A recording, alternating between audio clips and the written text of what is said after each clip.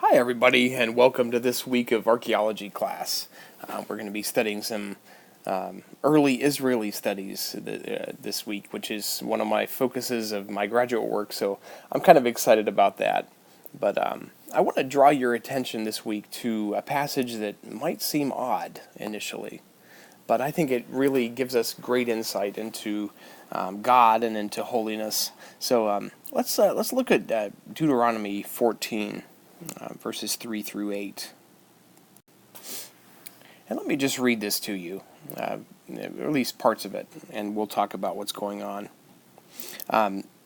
Verse 3, let's start there. You shall not eat any abomination. These are the animals you may eat. Ox and sheep, goat and deer and gazelle, the roebuck, wild goat and the ibex and the antelope and the mountain sheep. These guys are okay. Every animal that, note this, that parts the hoof, that has a cloven hoof. The hoof is cloven in two, and chews its cud. Among the animals you may eat. Yet of those that chew the cud or have a cloven hoof you shall not eat. Like one or the other there.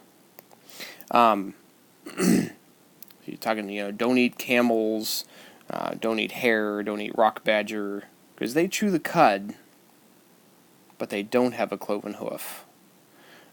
They're unclean.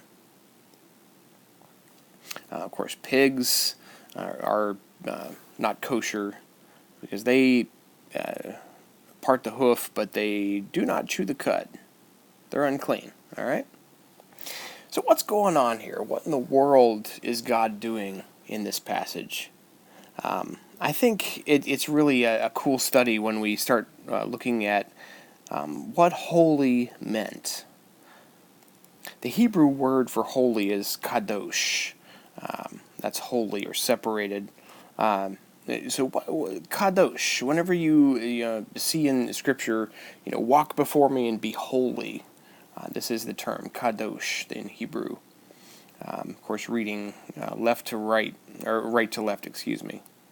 But what does that mean in ancient Israel, ancient Canaan?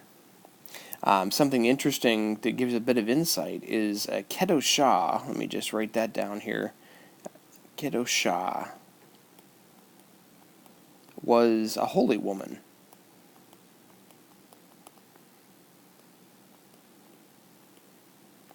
And in Canaan, a kedoshah was a temple prostitute, part of fertility religion. And, of course, their worship involved a lot of immoral things that were not going to be pleasing to God. And so God is saying, hey, when you're going into this land, what do I mean when I say kadosh? I don't mean this. I want your holiness to be so separated that people can tell from a distance, hey, that person follows Yahweh. Something about the archaeology of this time period. This is the Shvela. Let me see if I can spell that for you here. The Shvela region of Israel, where on one side of the hill you would have Israelites, and on the other side of the hillside you would have Philistines. So it's an interesting study for this exact phenomena. And what you'll find in the Israeli side is that you won't find any pig bones. Let me just note that for you. No pig bones. Actually, no dog bones. None of those forbidden animals will you find in the trash heaps. The trash heaps, it's interesting. Archaeologists spend so much time digging through trash, but that's part of our job. But it tells us a lot about the people. And in the Israelite settlement, you won't find any pig bones, no dog bones, perhaps as telling, no idols at all. Whereas in the Philistine setting, you have all those things. You have lots of pig bones, lots of dog bones, lots of idols. So the material culture of the Shvela is really interesting for studying that evidence of who who we're digging up here. But yeah, okay. So back to our passage. God is trying to tell them, look, I want you to only eat animals that part the hoof, have a cloven hoof, and chew their cud. All right. Those who do one or the other, yeah, that's not good enough. They have to do both. So if you have one that chews its cud but doesn't have a parted hoof, they're unclean. If you have one that has a parted hoof but does not chew its cud, hey, that's unclean as well. So what is he doing? He's telling Israel that holiness,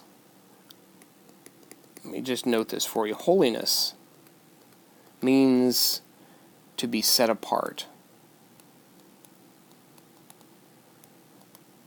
And it still means that for us today, folks. To be holy and to follow God is to live by a different set of priorities. To not be terribly concerned about blending in, but to be set apart for God. That is one of the key concepts to this whole thing of holiness, is to be set apart. And I note here too, not the norm. So, Israel is heading into a land where a lot of this stuff was normal. Like the Shvela points out to us, hey, people ate pigs here. The pigs were native there. But, to follow God needs to be obvious. Not that I'm saying you can't have your bacon. We live under a different covenant now. But what God is doing here is telling them, hey, look, to follow me is to be set apart, to be different.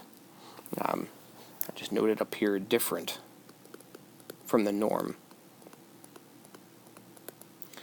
I think this gives us a nice peek into holiness and what God is doing in early Israel. He's facing quite the challenge, actually. He's bringing people out of a land where this stuff wasn't understood, and he's bringing them into a land where it's certainly not understood.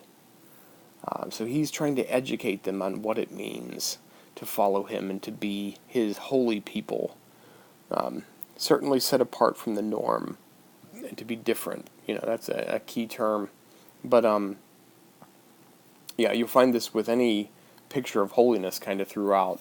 It means to be set apart to God. And